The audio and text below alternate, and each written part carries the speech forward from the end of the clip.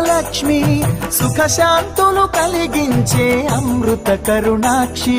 భారతీయ సంస్కృతికి గో సంతతి మూలధనం, అన్ని పురాణాలు తెలిపే గోమాత గొప్పదనం. జగతిలోన గోమాతది ప్రథమ స్థానం అని చాటెను తిరుమల తిరుపతి దేవస్థానం.